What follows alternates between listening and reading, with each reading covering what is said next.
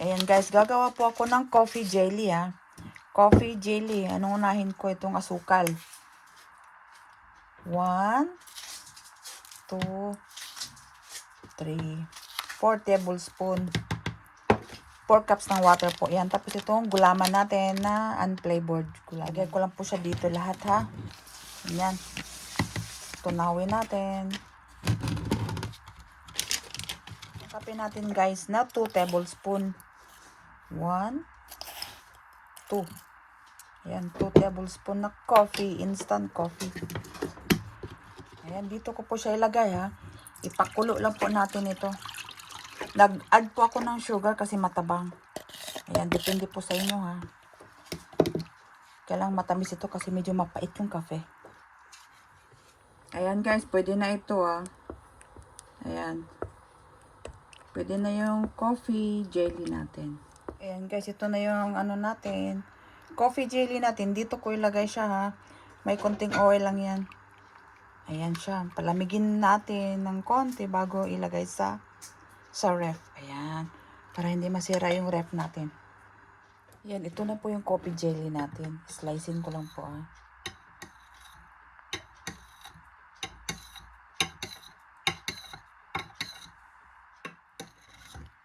Ayan, gawin lang natin yung square.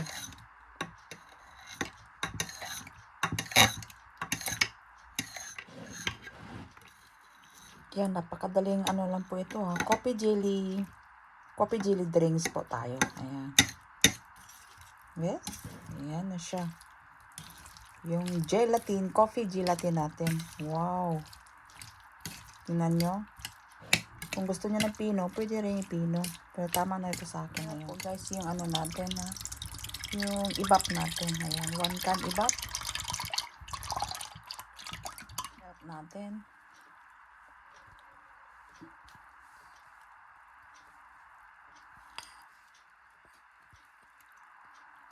Coffee natin. 1 tablespoon.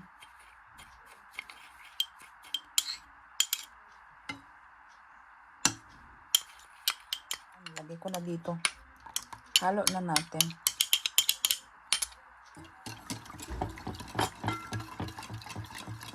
Itong all-purpose cream natin.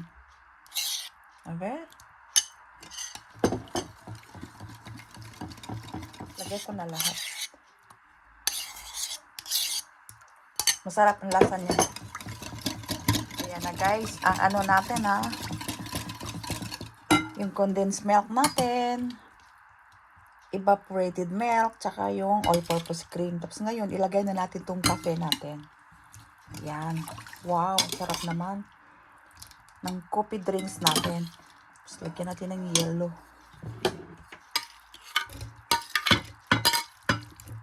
Okay. Tapos yung sago natin. Hindi ko ito ilagay lahat kasi madami. Kunti lang. And guys, ito na oh. Ayan na siya yung coffee gulaman jelly natin. Ngayon, maglagay po ako sa baso. Pero maglagay ako ng yellow. Ayan. Maglagay tayo sa kada baso ng yellow para mas masarap. O, diba? Ayan na siya. May yellow. Ayan.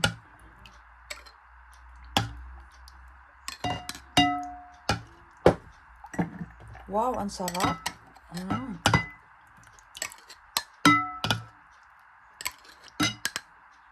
Ayan, ito na mga kaibigan, no? Tikman na natin.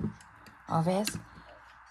Ayan, binanata na ng mga anak ko ito. Kaya, ayan, ito na. Magtikim na ako. Wala, ang sarap.